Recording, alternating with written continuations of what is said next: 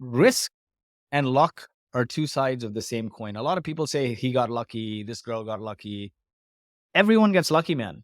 The reality is luck and risk are two sides of the same coin. The ones that get lucky are the ones that never stop flipping. They Yep. keep flipping risk, and one day the coin flips luck. Hello, everybody, and welcome to Off to the Valley, a podcast that shares tales of audacious individuals and entrepreneurs having the courage to do something different. Inspired by Silicon Valley culture, it really extends to a global community of individuals who dared to step outside their comfort zones. I'm your host, Prateek Panda, a three-time entrepreneur, diehard marketing enthusiast, and a forever seeker of knowledge. Our superstar guest today is Lloyed Lobo. This man, let me tell you, has been through it all. From experiencing the Gulf War as a young refugee to founding two rockstar startups, Boast and Traction. He's a champion of community led growth. He's bootstrapped his startup to $10 million in annual recurring revenue and more. And did I just mention that he launched a killer book that hit the shelves recently? The book is titled From Grassroots to Greatness. It's a game changer on building iconic brands and is already being featured among the top new releases and bestsellers on Amazon. Lloyd, what a journey. Thank you so much, Prateek. That's a wonderful intro. And I don't know, man, when you're going through it, it doesn't feel like a tough journey. I think somebody else is always going through something more difficult than you are, and you know nothing about it. So be kind, count your blessings. The glass is always half full. And I always used to think this way, but having a wonderful partner, my wife helped me realize this after all the ups and downs, that the glass is always half full. And so now actually I start my day every day that I wake up. I think something good that happened the previous day. Thinking negative attracts the negative. When you think positive, you attract more positive. There is something to be said about manifestation. Understanding and knowing the fact that there is always somebody going through something worse makes us more human towards everybody. Tell us a little bit about your backstory. How did you get into entrepreneurship? I'm an accidental entrepreneur in many ways. I was born in Kuwait. My parents are from India. They were poor. My dad was a farmer. My mom grew up in the slums of Mumbai. By the time, if you're not educated, you can't go to the West.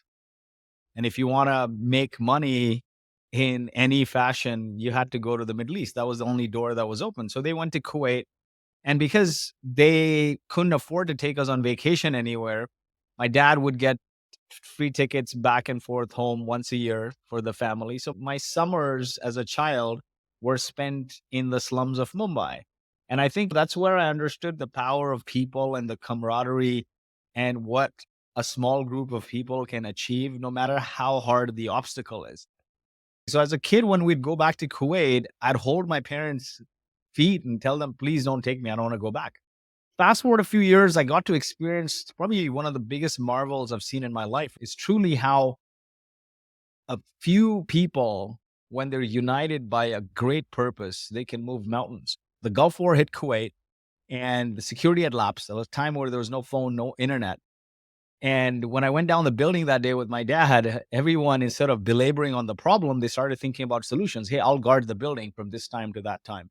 I'll organize food supply. Somebody else is, if you have displaced family members, will organize shelter. And every building became this sub community, and word of mouth spread from building to building, communicated with embassies, with governments, and organized a massive evacuation movement.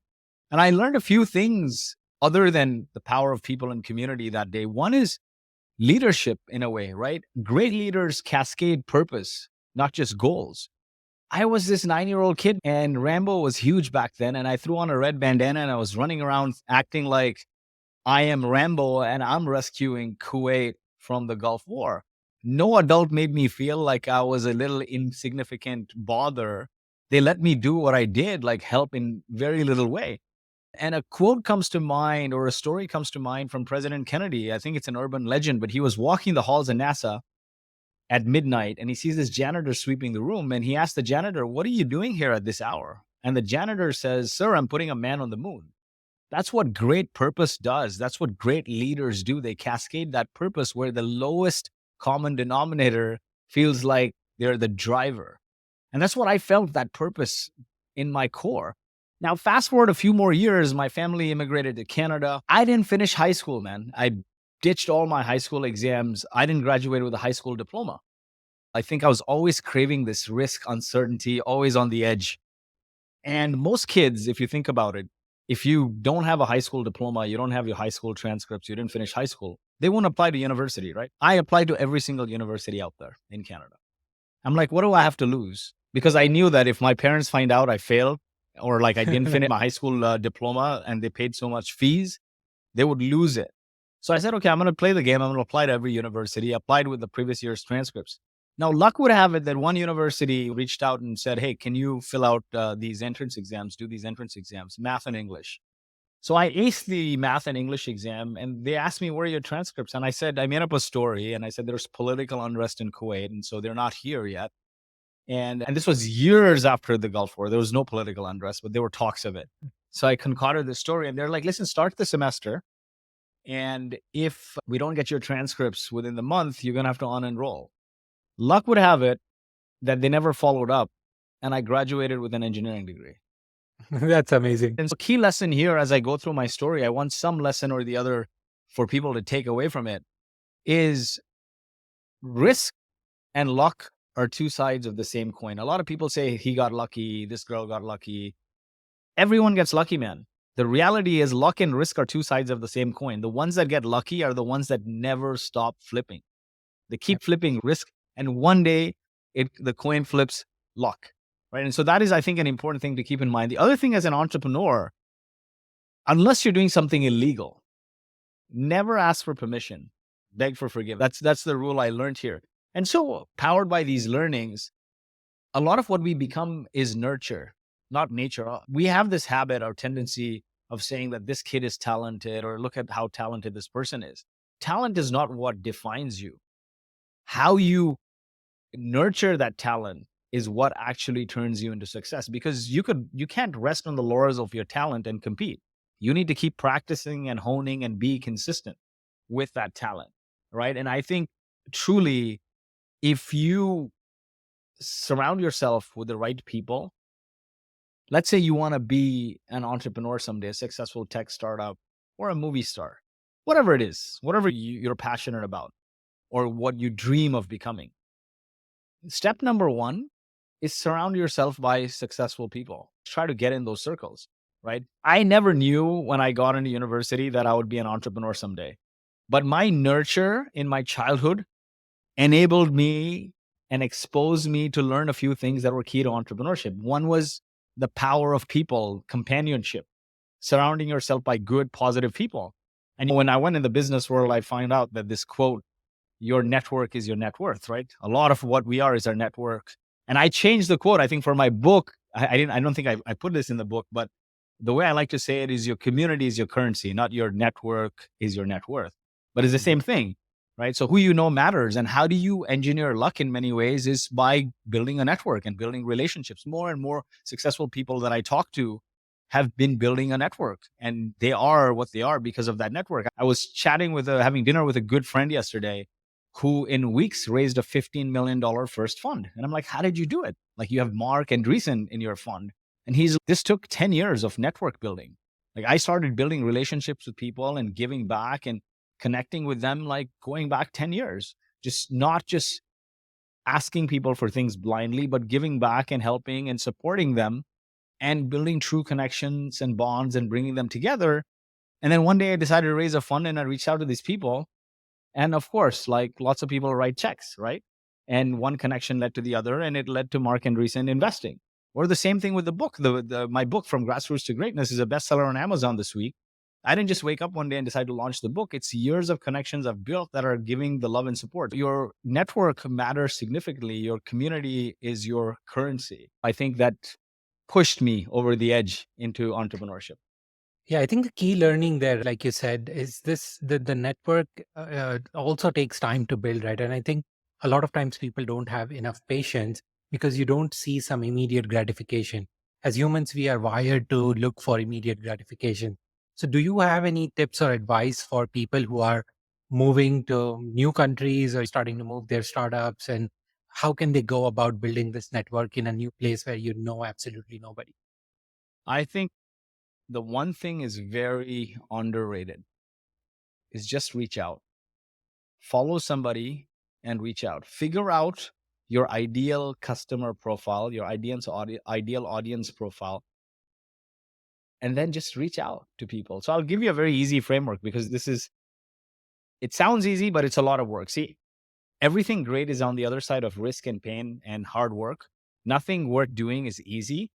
But what happens is as you do difficult things, you become stronger, you become more resilient, and you learn more. And the process gets easier and you get into a flow state, right? So I'll give you an example. So when I finished engineering, I started figuring out like, hey, what do I want to do next? And I genuinely imagine a guy who didn't finish high school and then somehow finagled into engineering, right? I'm obviously like on the other side of risk there. I didn't want to do a typical 9 to 5 job. So I started asking people, hey, what's the best job I could get if I want to be a business person someday? That was always my thing. I wanted to go on a business. And they said, man, your communication kind of sucks. So you should learn to communicate and improve your communication skill because everything you do, from convincing your spouse that you want to do a company and you won't bring money, to convincing early customers, to convincing the media, investors, even convincing employees, not only early employees to work for low pay, but later on, as the company grows, you need to evangelize your employees to buy into the vision. It's all communication.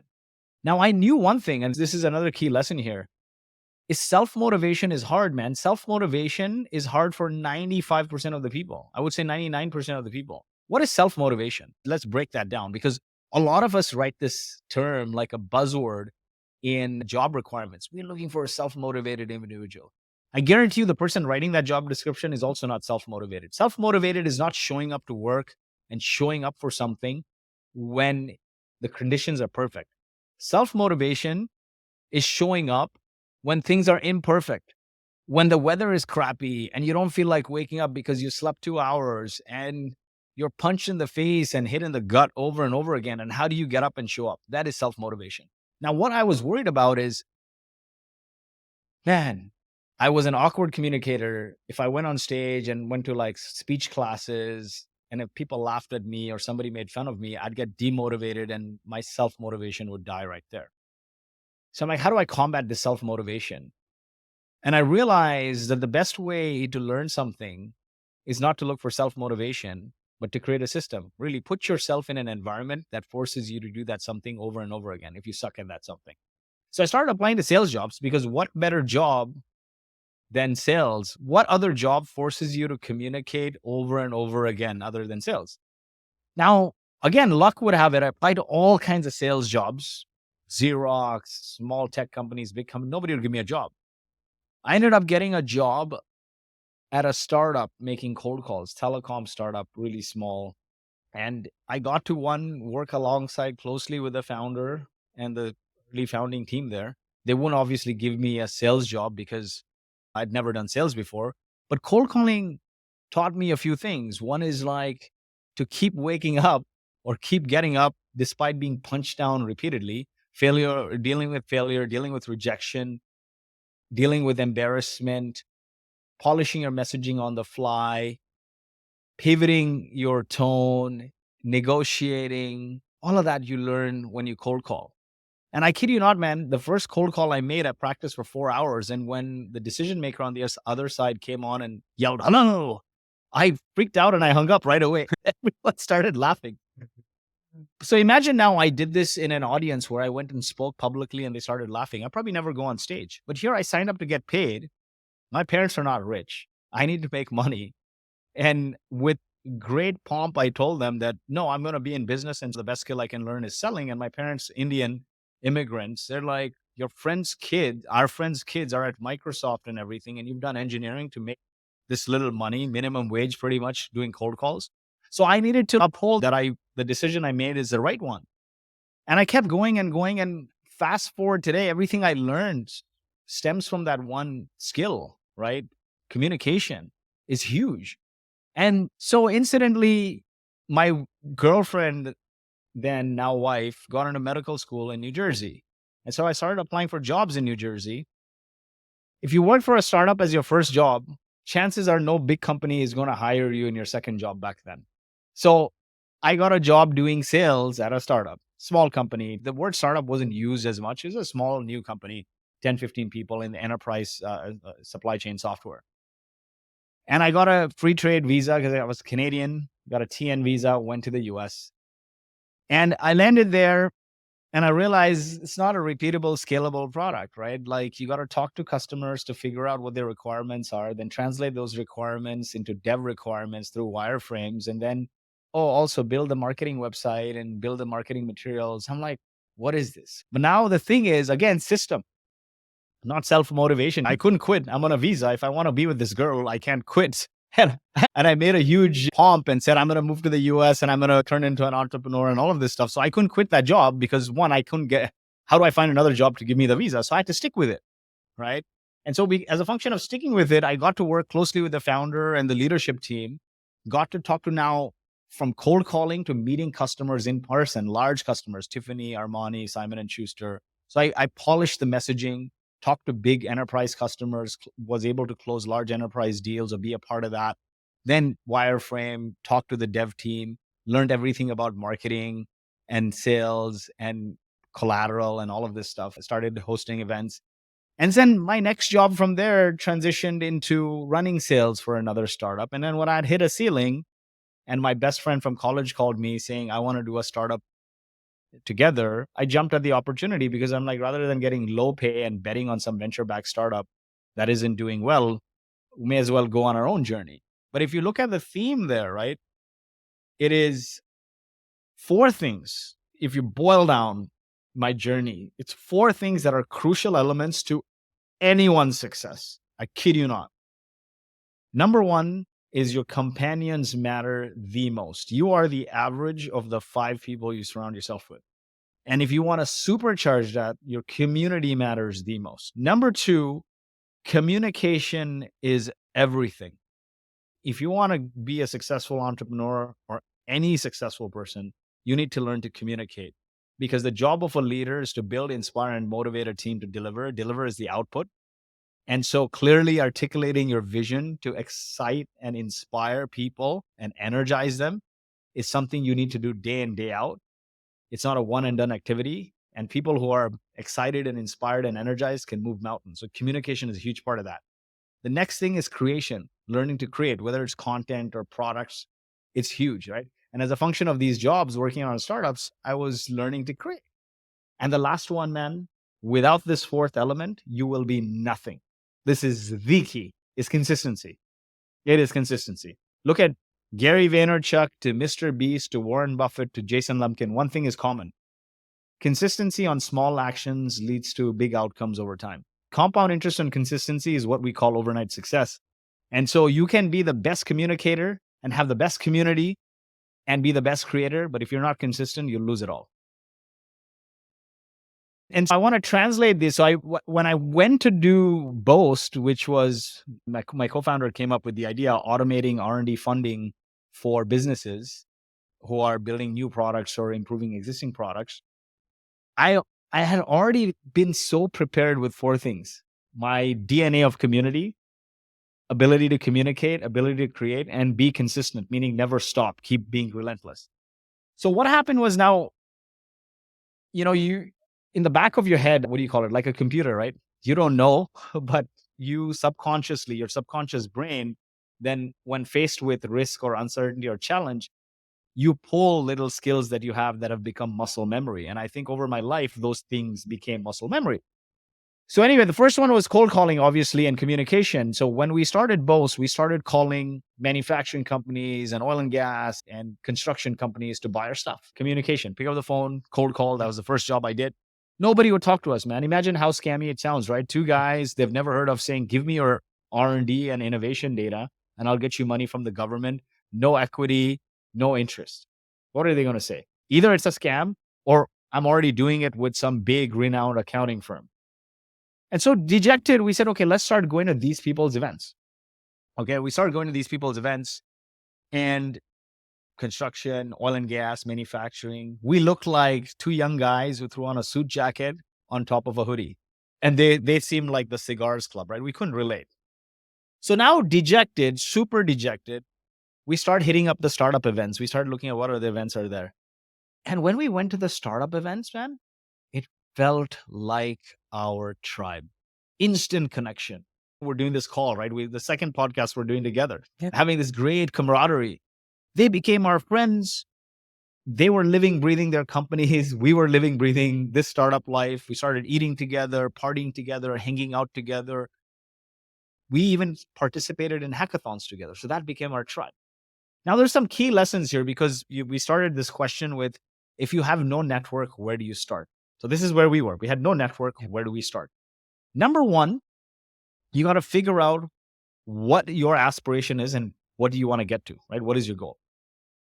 And route to getting to your goal, who is the ideal customer profile or ideal community profile or ideal audience profile that will help you get there? Who are you going to create or build a network of that will help you get there? You want to get in movies, you got to surround yourself with movie stars. You want to be a startup rock star, you got to surround yourself by startups. That's the kind of thing, right? And so let's say you don't know at all. So where do you start? Let's say you have an idea for a product, you don't even know who to sell, you don't even know who to create for. These four steps will help you decide, how do you even come up with your target market? Number one, do I have a passion for this audience? Oil and gas, manufacturing, I don't think we could create for them, man. It was just didn't resonate, right? Yeah. But the startup community, not only we now built 3 startups for them, 2 failed, but we did 2 AI companies. They failed with thousands of users. Just we couldn't get the tech working. This was an AI product in 2013 and 15, way ahead of its times. One was a chatbot and one was an AI sales assistant. Nonetheless, then Boast, also selling to the same market. Traction, the community we built to 120,000 subscribers, also to the same market. And this book, From Grassroots to Greatness, which is a bestseller now, also for the same market. The point I'm trying to make is, if you don't love your audience and have a passion to help them, to create for them, how will you build something sustainable? Building a company, and even harder, building a community-led company, is a labor of the heart and mind, right? It's hard, right? It's a marathon. It's not a sprint. And it's a long freaking slog. If you hate your customers and your audience, you'll never be able to sustainably create. The next thing is, start with a small niche that you see growing. When we started Boast in 2012, startup market was really small. Everyone would laugh at us saying, man, these guys are never going to pay you on time. These guys are going to go bankrupt. You guys are not going to build a successful business selling to startups. Fast forward today, that market has exploded, right? It's the fastest growing segment. You got to follow your gut and your instinct, because there's great success in picking a contrarian view and actually being right. You just got to follow where the innovation is happening. And as a function of me living in Silicon Valley, I could see a lot of innovation and funding going in startups. Now, the industry, this whole R&D funding market at the time wasn't so prevalent for startups. And we just used that product to sell to startups, and nobody saw that there was a future there. But we knew that all the innovation dollars are being spent by startups as a function of overall company spend. Startups spend the most on R&D and innovation. So keep that in mind. Also, going after a small but growing niche sometimes will help you identify white spaces more than a saturated market. If you're in a saturated market, then you got to you got to basically offer a 10x solution. It might be hard to find a white space. The third thing is there a propensity to pay? Will they pay you? That's everything someday. And the last one is there ease of access? So passion for the market, small but growing niche, ease of access, propensity to pay. Start there. Number 2 is understand your audience really well. And we chanced into this, right, by luck. But we went there and we got to eat, breathe, drink, sleep with them, hang out with them. We understood not only their problems and goals, we understood their aspirations at what stands in the way. So problems and goals are short-lived. Aspirations are long-term. And as you build a community-led company, or any company, if you look at, see, every company that's 100 million in ARR, they have more than one product, right? If you just focus on the customer problem at hand, or the goal at hand, you'll just build that one narrow product and keep adding features. The way to build multiple products, we talk about second act in SaaS. The way to make your second act bigger than the first act is to actually follow the aspiration. What is the customer's eventual aspiration? So you can build multiple products for that aspiration. So if you look at Boast, we started with automating R&D funding from the government. These were government programs that were manual and cumbersome, and we would collect their data and automate that process. Then we added lending because the government would take a long time to pay. You got to accumulate a year's worth of R&D work and expenses, then file it with the government, then the government pays you. So that whole process is 14 months. So we raised a $100 million fund to say, hey, why wait? For every month you spend in R&D, plug your tech and financials to Boast and we'll give you the money now, and then we'll deal with the government a year later. And then now we've got this interesting data set of R&D data and financial data and banking data, which nobody has. And so our next set of products are around R&D analytics, like helping you innovate faster, who you should hire, what projects you should invest in. Again, all towards the customer's aspiration, right? Why do they want money? To innovate faster. Why do they want to innovate faster? To create impact, to accelerate innovation. And so it was all along that lines. So understanding the customer's aspiration is important in addition to their problems and goals. Then you understand their circle of influence. Who do they follow? Meaning, who are the influencers in the space? This gives you a list of people. Say, if you host events, you can invite them as speakers. If you host podcasts, you can invite them as guests. Who do they frequent? Meaning, what platforms are they prevalent on? Are they on LinkedIn? Are they on WhatsApp? Wherever they are, so you can distribute content there. What blogs, magazines they read? Do they read TechCrunch? So if you see now at our events, every year we have Prateek from TechCrunch come, every single year. I don't moderate any of the sessions. I don't need to. I let Prateek moderate 3-4 sessions. I let John from Forbes moderate 3 or 4 sessions, because those are people that our audience follows and reads their content, right? And so when Prateek from TechCrunch is interviewing like Jyoti Bansal of AppDirect, it's, oh wow, this is like reading a TechCrunch article. Like, they vibe with it, right? And then the last one is, what do they pay for? What do they fund? What other tools or services they pay for? This gives you a list of sponsors or even partners. Now, once you have this understanding of your customers and their circle of influence, which is very key, because you have the customer in the center, you have the circle of influence, then you leverage the circle of influence to create content for them. And so now everywhere they look, they surround themselves with you. They see you, right? And you can repurpose one form of content multiple times. But when you start there, start really small, right? Say if you're doing a podcast, you want to build a network, great way. Pick a small niche that nobody is talking about, or it's a white space, and build a list of people, scrape their email addresses. You can use hunter.io, or you can now use apollo.io, and you can find people's email addresses and it is emailing. Prateek, you won't believe, man, almost 95% of the people who've come to our traction events, our podcasts, and this is Atlassian's president, to Zoho's CEO, to Twilio's CEO, to Jason Fried of Basecamp, to Jason Lemkin, I have cold emailed. I do this over and over again. The compound interest on cold emailing people to build relationships over 10 years is a massive network of 120,000 people. Jason Lemkin wrote the foreword on my book. You know how I met Jason Lemkin? I was hosting an event. I cold emailed him to come and moderate a session. I was a big fan. Okay. Then what I did was I cold emailed a whole bunch of other unicorn CEOs, and I know Jason liked interviewing founders.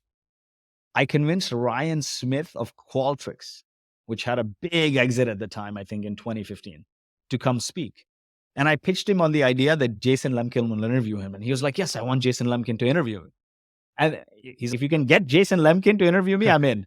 And I told Jason Lemkin, then I followed up was, hey, my first email to Jason Lemkin was something like, hey, I'd love to invite you to come to speak at the event. He didn't respond. Next one was, hey, Jason, all these other people are interested in speaking. Would you be interested? The next one was, hey, Ryan Smith asked if you would be open to moderating. And he said, yes. So it took 3 or 4 tries. Now, what happened after that was he was so impressed when he came to that event because he saw Rippling's founder there. This is at the time when he was doing Zenefits.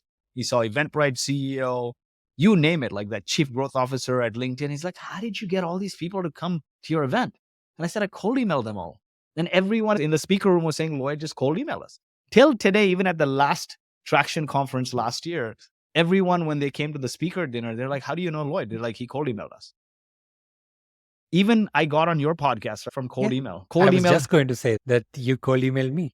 I cold emailed you, and then you invited me second time around. Yeah. And we spoke two times, and we built an amazing rapport together. And that's a perfect example of how you can continue to build your network. Exactly. Exactly. And that's what I'm saying, man. Most people don't ask. Why don't you just ask? It is the easiest thing to do. Now, when you ask, though, don't ask like you're taking, like, oh, I want to pick your brain. No, have a very specific ask. Thank them for something that they've done, compliment them, and try to give them a little before you ask, right? Yep. Like I was giving Jason Lemkin now the opportunity to interview this founder who had just exited and who eventually the following year went on to come and speak at SaaStr. And so Jason got to build a relationship with him. I gave him something unique. So try to give somebody something unique. I have this rule in networking. When you meet somebody, try to walk away with something you can connect them with, whether it's a plumber or a restaurant or a lawyer or a banker or whatever it is, walk away with something. And then you know what? Make that connection instantly. Give them. You do that 2 or 3 times, what you develop is the feeling of reciprocity. Now they have to give you. I give you another example. A great friend of mine, Leah Theron. She has this podcast, Product Tea. And she asked me to make a couple of intros for her, and I got really busy with the book. But nonetheless, I reached out and then I didn't follow up. But then she went and made like 4 or 5 intros for me to podcasters. And those folks responded very immediately. And they got me on their podcast. That ate me alive so much that this Sunday I had a window. I reached out to 6 people. Like I reached out to Jason Fried of Basecamp. I reached out to Des Traynor. I reached out to Farhan, the VP of Eng at Shopify, and all these unicorn execs. And I'm like, will you do this for Leah's show? And then I had an automatic follow-up. And 4 of those 5 people agreed to be on it. Because there's this feeling of reciprocity, man, because it was eating me alive that without me asking her, she made 3 or 4 intros and she asked me for 2 intros and I couldn't come through. So I think try to give, because when you give, and you don't have to give in a big way, but you can research somebody and figure out what they're looking for and try to make that connection. A lot of emails I get, man, Prateek, is about what can you do for me? Can I get on a one-on-one call with you? I read your book or I read your post. Can you spend some time with me? I'm like, bro, I've got 120,000 subscribers. How can I spend time with so many people? Right? Yeah. Message me a thoughtful question and I'll try to answer it async. Don't try to get on the phone with me. Make my life easy by asking me very specific. I want to pick your brain. No, do something for somebody. And the best way to do that is by starting to build a community, because everyone wants to share their message. And you telling them that I'll interview on a podcast, one, through that podcast, you can ask them the questions that are burning you. So it's like free advisory. 2, you'll tell them that I'll amplify this. Now, don't just say I'm going to amplify it. Go on and do it. Just throwing a podcast is not enough. Now, post that podcast everywhere and reach out to people manually. Again, cold email people to say, I did this podcast. Here's the summary. Give it a listen. Drive traffic to it, right? And so when you start doing that for your audience, you start to build a network, and compound interest on doing that for years is huge. I'll give you an example. When we started hitting these startup events and spending time with them, we found 2 white spaces in 2012. One, all the startup events happening at the time were high-level CEO platitudes. Some CEO from some multi-billion-dollar company or multi-hundred-million-dollar company coming and sharing an inspirational talk. It's not tactical, right? If I'm a founder who's at 0 or 1 trying to get to 1 or 5, I don't need inspiration. I already quit my job to start this company. I need tactics. Nobody was talking tactics. And the number 2 thing was the local media where we started the company in Calgary, Canada. They weren't covering startups. So what did we do? I reached out to the local newspaper, which is Post Media. It was the largest newspaper in the country at the time. And I said, will you cover startups? I'm happy to write for free. And they said, it's not a priority. So what I did was I didn't stop there. I had cold emailed the editor. He said no. I reached out to another friend who knew Rob Lewis, who used to write Tech Vibes at the time. And I'm like, hey, can I guest post for you? You're not covering Calgary stories. I'll cover some Calgary stories. Now, here's the thing. Here's another lesson. I was a new founder. My only prior experience was doing sales and marketing at startups, not being a founder. So I couldn't talk about my founder journey. So if you can't lead people because you have a higher authority on a topic than them, then what do? You curate, right? You can curate. You can invite people who are the higher authority and interview them and curate their knowledge. You either lead or you curate. And if you can't lead or curate, then you can report on current trends, news, whatever. And so I covered a few founders in the local startup scene, and I sent it to Tech Vibes. They posted it. I shared it with those founders because they hadn't been covered before. They shared the hell out of it. At the time, LinkedIn wasn't huge for distribution, content distribution. Most of the content was on blogs like Neil Patel and Jason Fried and Lemkin and whatnot. And TikTok for business TikTok wasn't there. Insta wasn't a thing for business really, right? Or it wasn't a thing at all. And they started retweeting the hell out of it. Then I used that article and I followed up with the editor. I'm like, hey, editor of Post Media, here's an article I wrote on a regional blog. Look at how many shares and retweets he had. It has. This is an audience that is relevant to you. It's a young audience that is turning away from traditional newspapers and tuning into blogs. I can bring that audience back to you. He responded saying, you're right. I'm impressed. I'll give you a blog post. Now, again, don't ask for permission, beg for forgiveness. Now, I had no startup experience and I couldn't talk about like SEO and doing startups like a Neil Patel or a Jason Fried. So I said, what do I call this blog? It was one blog post. I kid you not, man. I called it Startup of the Week. I wasn't sure he was going to give me additional blog posts or not. It was one blog post. And I covered a founder that had just raised 3 million. And he was having a hard time, I think, even getting on TechCrunch. Now on the local newspaper, Post Media Calgary Herald, Startup of the Week is this company, Ethor. And he shares the hell out of it. It goes even more like viral than the previous one. Everyone is sharing it in the local community, friends, family, because it creates this vibe that the local newspaper is creating like a mini award, Startup of the Week, meaning you're the most valuable, most exciting startup of the week to watch. I kid you not, within a day or two, I started getting like missed calls from the editor. I'm like, oh man, he's going to lose it. Why did I call it Startup of the Week? But he was happy. When I talked to him, he's Lloyd, if you commit to writing this every week, I will give you a print column. That's amazing. So think about this. If I hadn't reached out to him and hadn't asked, this wouldn't have happened, right? So now that blog turned into print column, but it did 4 things. Number one, we were a new company. It would take years to get any SEO. We got a backlink from the highest domain authority website in the whole country, the newspaper, right? Every week. So our SEO started, our domain authority SEO started jumping for an anchor texted keyword. That's your R&D. That's amazing. Funding from Boast backlink, right? Number 2, instant social proof. Even in 2023, a print column has more weight than anything else. Definitely. So these guys are good guys endorsed by the newspaper. Number 3, it would create this like weird dynamic where every Monday at 7 or 8 a.m. or 6 a.m. something, the founder would go to the newsstand and buy a bunch of physical copies and share it with family, and they would take pictures and it would get shared. Number 4, I put a link in there saying, if you want to be featured, apply to this Wufoo form. Now that form started filling, gave me some of the early database. Didn't stop there. That was the online activity. Now, how do I turn that audience that is building online into a community? We started hosting meetups. Remember, I said all the events at the time were organized by event organizers and they were high-level CEO platitudes. So I started emailing these people and saying, hey, Prateek, I'm inviting Jason. He's going to talk about his journey getting the first 100 customers and raising their first $500,000 seed round. They're going to dive steps A to Z, right? That's tactics. We only have 10 spots. It's at our co-working space and there's going to be free pizza. All showed up.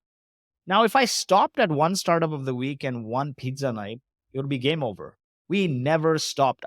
Didn't get paid, but for almost 3 years, I wrote that startup of the week. And the day I stopped writing it because I got busy with the business, that column also stopped. But nonetheless, for almost 3 years, I wrote it. And these events, we kept doing it and doing it. And one day, 200 people showed up to the co-working space, and the guys at the co-working space are like, you've hijacked all the aisles. This is like not a conference here. What are you doing? You can't do this anymore. That eventually became validation for us to do an actual conference, and it turned into the Traction Conf, and we've done it in SF. We've done it in Vancouver many years, in Calgary, or rather in Banff. And it's now turned into a podcast network, or rather a huge podcast property, YouTube channel, and a big email subscriber base, right? That is so amazing and so inspiring. But what I'm telling you is very simple here, Prateek. For anyone looking to build a network or a community, rather, I've said community because network sounds very transactional. A community sounds very personal, like it's bonding. It's a community. As I was writing this book, I talked to almost 1,000 people or so, community members, community leaders, entrepreneurs. I looked at hundreds of companies that started with nothing and became long-term enduring brands. And I rewatched all our content from our Traction community. And it's funny, our community is called Traction. It's not called the Boast community. It's a community of practice. It's not a community around a product because we had no product. We were forced to build this community that eventually end up becoming our customers because this community gave us the social proof, right? And that community is called Traction because it was tied to the aspiration of what our ideal customer profile wants. They want traction. They want to create impact. They want to build successful companies. But nonetheless, so it became a very disarming thing when we started the community. Imagine we started a community around a product and we have no product, no customers. People are like, this is a timeshare presentation. This is not a community, right? So as I was talking to these people, I found something very interesting. Every obscure idea that eventually became a global enduring phenomena, from Christianity to CrossFit, had 4 specific stages. That's a bold statement here, right? From Christ to CrossFit, every obscure idea that became an enduring global phenomena went through the exact same 4 stages. People listen to you, you have an audience. How do you get people to listen to you? Understand your ideal customer profile, figure out their aspirations, their goals, and then pick a channel and start creating content for them. How do you pick a channel? You figure out where do they hang out, right? Where do they frequent? So if LinkedIn is where your customers hang out, start creating content there. Now, when you bring that audience together to interact with one another, it becomes a community. So if you look at it, at the time, LinkedIn for us was not huge. We started creating content on the local newspaper, Startup of the Week, right? And then we started bringing these people together to interact with one another, and it started becoming a community.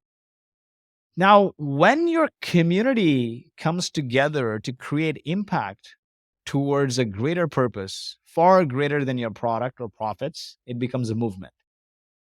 And when your movement has undying faith in its purpose through sustained rituals, over time, it becomes a cult or a religion. Now, Boast is that community.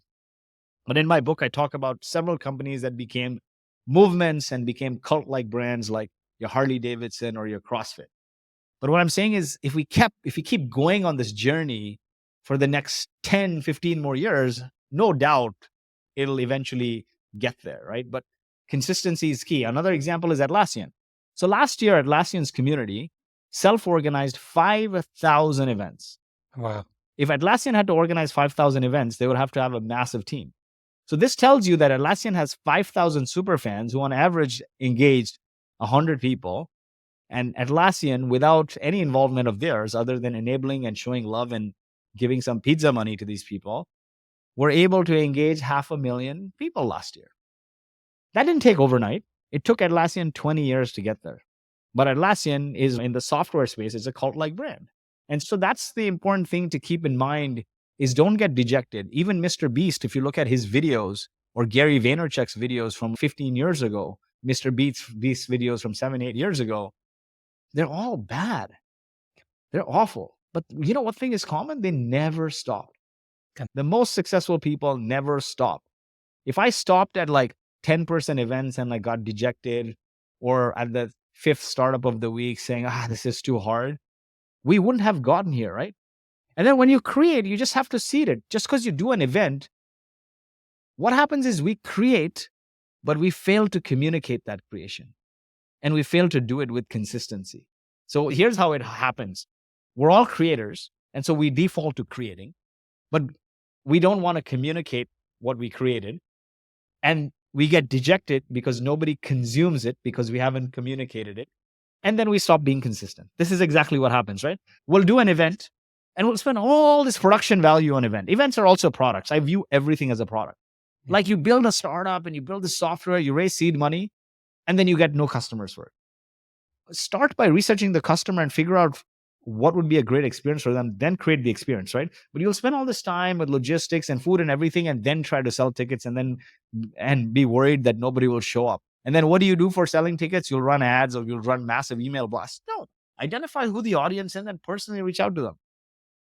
All Reach right. out to people, keep growing that audience and keep following Yeah. up. Keep doing it over and over and over again and keep doing it and more people will come. Man, I kid you not, Prateek. If I didn't have cold email, I would be freaking broke today. I wouldn't be sitting in Dubai. And that's the reality of everything.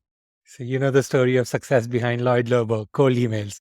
Cold email. Let's quickly switch gears. I know we are running out of time. Amidst all of this, there is a difficult phase also, right? You went through a health scare, you ended up being severely depressed as you were exiting your company. A lot of people are hesitant to talk about mental health, and I've been starting to talk more publicly about mental health as well. When you were going through this, how did you recognize the problem and what did you do to overcome this challenge?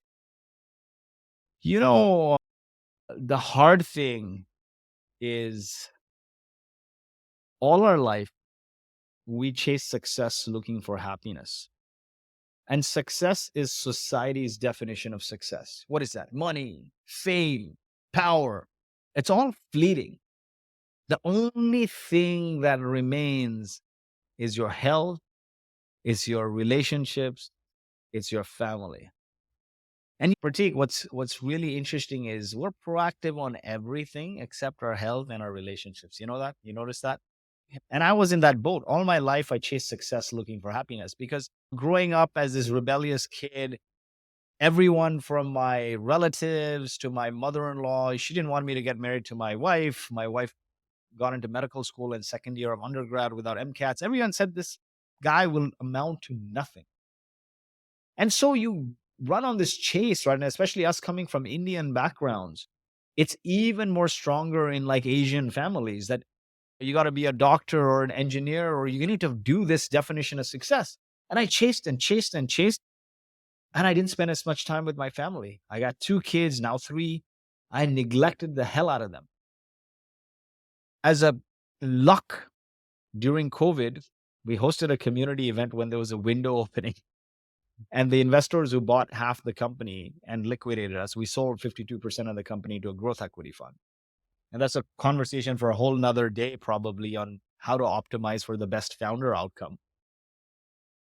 And I was excited, man. I was ecstatic, but I got so busy in the due diligence and all of this stuff. And my wife would always say, stop to smell the roses. And I would say, listen, I'm really busy. I don't have time for this. When the deal goes through, we'll take everybody to Bora. She said, nobody cares about your Bora. You think kids are going to remember Bora? They care about spending time with you, phones down. The kids will remember the time you didn't spend with them versus the 2-week vacation. Like I say, compound interest and consistency leads to overnight success. Compound interest on not spending time with your kids or having the phone always like this when you're eating with them leads to disengaged kids or destroyed relationships. Now, luckily, they were really young at the time when I went through all of this. My children are now today, they're 9, 5, and 2. But at that time when I was running, a 7-year-old and a 3-year-old. And the due diligence process happened. And for the longest time, I think when I married my wife, I said to her, I will retire at 40 as a joke. And to me, retirement doesn't mean do nothing. It means freedom to do what you want, when you want, where you want, with whom you want. And I kid you not, man, the week of my 40th birthday, the wire hit my bank. Everyone had goosebumps. Wow, that's amazing. Manifestation. Yeah. But nonetheless, I booked everyone to Bora. This is what happened 2 days before the Bora trip. I get Omicron. I had bilateral COVID pneumonia. I'm hospitalized. I'm on oxygen. My wife, being a doctor at Stanford, where they admitted me, wasn't allowed in the room. I had people walking into the room with spacesuits. They set up a 24/7 Zoom. And now all I'm hearing on Zoom is people crying, pumping all these steroids in my body. And I'm feeling like lost and delirious. And I'm thinking to myself, what have I done? It's not the money in my bank, it's the people around my tombstone that'll matter. It's not the destination or the journey. It's the companions that matter the most. You could be on a crappy journey on the way to hell, but great companions make it memorable and you feel strong. That's why they say misery loves company. Going through that Gulf War, it never felt like misery. You had companions, you had that spirit. And I felt lost and then came back and the company had gone from 35 people. We were growing to over 100 people. We started to hire all these big company execs. I'm a pirate, 0 to 1 person. I wasn't getting along with them.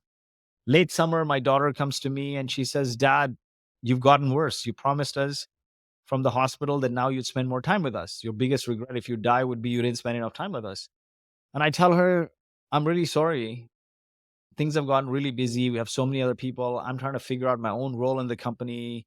I've gone from being a founder to now I don't know what I'm doing here anymore with Yeah. all these people.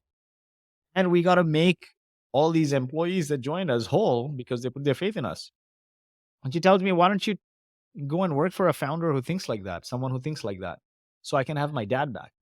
You see, what I promised coming out of the hospital was I'll change, try to change for 1 or 2 months, but old habits died really hard. Yeah. Then that happened. 2 days I grieved about it. 2 weeks later, I end up at a company offsite with my co-founder in Austin. My phone is always down in business meetings. Mysteriously, it's not down in family meetings at the time. And I pick up the phone several hours later, and there's 20 missed calls. Okay. My wife's best friend calls me and she's like, you asshole, you've done this for the third time now. I'm like, what happened? Your wife is in freaking labor in the hospital delivering your third kid, and there's no sign of you. Like, where are you?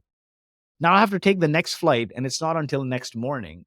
I Yeah. make it back to San Francisco, and literally within an hour and a half or less than 2 hours, between an hour or 2 hours, my son was born. So it was a close call, right?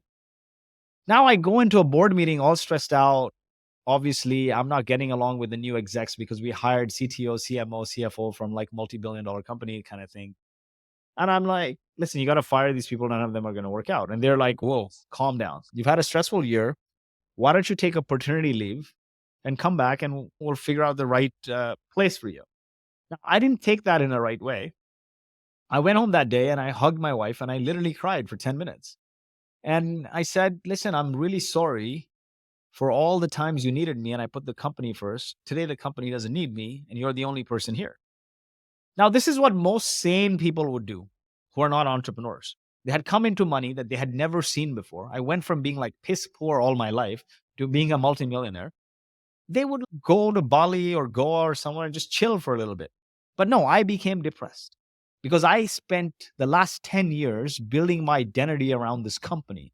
I had no other social, all my friends were from the startup community, but the community was my second family and in many ways first family. I knew nothing outside of that. All my friends, my entire circle was all community members. And so my identity was this company, and suddenly I felt it was taken away. I face planted. The money didn't matter, right? I felt I lost my tribe. And I started running and running from place to place. Anyone would call me, I'd just go to their event, like Paris and Costa Rica and you name it. I went all over the world, just going to random places to meet with friends, right? I'd fly some friends in because I'd come into some money. And things came to a head when I was in Romania now, speaking at a tech conference. And we're now at the speaker retreat after the conference. We're 3.5 hours from Bucharest in some wilderness. At 2 a.m, everyone's sitting by the pool. I'm frantically dialing for an Uber. And I'm asking the hotel person, can you send a car? They're like, no, not here. You're not going to get a car at this hour. And they're all laughing at me. You're not going to get a car. So I leave the Uber searching on and it's searching. 20 minutes go by. And then suddenly the sound comes. And then the Uber is coming. I'm waiting for it to approach. It finally gets there. And I tell the Uber, can you wait a couple minutes? I go pack my bags. I book a flight to Costa Rica. And I'm like, let's go. And I tell them, guys, I'm leaving to Costa Rica. I had a few friends call me and they're in Costa Rica. So I need to go. I need to make that trip. And we drive now 3.5 hours to make like the 7:30 or 8 a.m. flight. That's how crazy I became. And then when my wife saw me when I came back and she's like, Lloyd, you've gotten out of shape, overweight. You're like miserable. You're insufferable. You're drinking. What's wrong with you? If something happens to you, you will not get a third chance. COVID survival was a second chance. And what happens if something happens to you? Your kids will be left holding the bag. And then I came to my senses and I turned my life around. Again, how? I didn't do it solo. I surrounded myself with companions who are fit. I joined the Peloton community. That community brought me to sanity. And so as I was looking back, I reflected, Prateek, that all my life I had no money, but I was happy because there was the community. Yeah. And the one time I came into money, I felt I lost my tribe, my community, and I got depressed. And that's the reason why I decided to write the book on community is because honestly, loneliness is the number one killer in America. there is this concept of blue zones, which are 5 places around the world where people live to be 100. Functionally is important because longevity without functionality means nothing. Nothing. Yep. And they have 9 traits. 4 or 5 of them are to do with communal activity, social activity. And so your companions matter the most. And one of the key things I did was started surrounding myself with positive people who are fit. I started being thankful. My wife's words, the glass is half full, is what I started the conversation with. Thank something good that happened the day before. And then exercise first thing in the morning. Exercise releases endorphins in your brains that calms the feeling of stress. And I love doing it first thing in the morning because there is the study by Naperville High School where they introduced a concept of 0-hour PE. Before you start a single class or read a single book or opened a single piece of paper, you would go and work out, lift weights, run, whatever it is. Those kids turn out to be some of the smartest kids in the world, some of the most athletic kids in the world. That's amazing. There's no brain function that exercise doesn't improve. And so now I don't start my day without working out. Wake up, bang out 50 push-ups to Eye of the Tiger, which is the first song I listened to when I hopped on the Peloton, and be thankful for something good that happened the day before. And now hit the gym, right? And it becomes a system. And for me, working out is also social activity. There's so many people around. I can't sit and work out alone at home. I can't. For me, it's a social activity that brings me joy. And I think that is some of the things you can do to improve your mental well-being is one, have this glasses half full mindset. Work out first thing in the morning. Surround yourself with smart people. See a therapist. I think it's so underrated. Nobody wants to talk to a therapist. But you know what? Do you want to keep telling publicly that you're crushing it and be crushed from inside and one day be gone? What a disservice, right? To a great life. Clean your diet.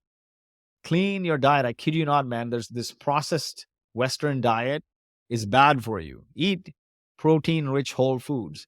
Cut out nonsense dopamine like infinite scrolling. Anything that addicts you, cut it out, right? But I think make small steps. The easiest small step is wake up every day, think about a specific act that brought you joy the day before. Like literally, like tomorrow when I wake up, I'm like, I had a wonderful conversation with Prateek. We talked about all these things and we had a great time. And then talk about something else that I went. And then bang out some push-ups, hit the gym. I think that should be the cadence of what you do. Drink a lot of water. Surround yourself with smart, positive people. There's too much negative energy out there, man. I stopped watching the news even. It's just all left-wing, right-wing, wokeism, cancel culture, this one, that one. The news happens. The compound interest, I talked a lot, and the consistent theme here is compound interest on consistency. Compound interest on consistency of exposing your brains to negative news and negative energy over time will make you depressed. Yep. I think that is spot on. And on that note, I think, Lloyd, you've shared tremendous amount of knowledge bits here, right from entrepreneurship to startup to building network and community. And how do you, end of the day, be happy, right? So thank you so much for spending time with us. And I think a lot of people are going to find this episode very, very practical and helpful. Thanks again for sharing your story so candidly and so honestly. And I really appreciate that. Sounds good, Prateek. Thank you so much. And that wraps up today's episode. Before we sign off, I would like to thank you for your support and thanks for tuning in. If you loved today's episode, then don't forget to subscribe to this podcast and never miss an episode. Be kind, be happy, challenge the norm. I'll see you folks again for the next one.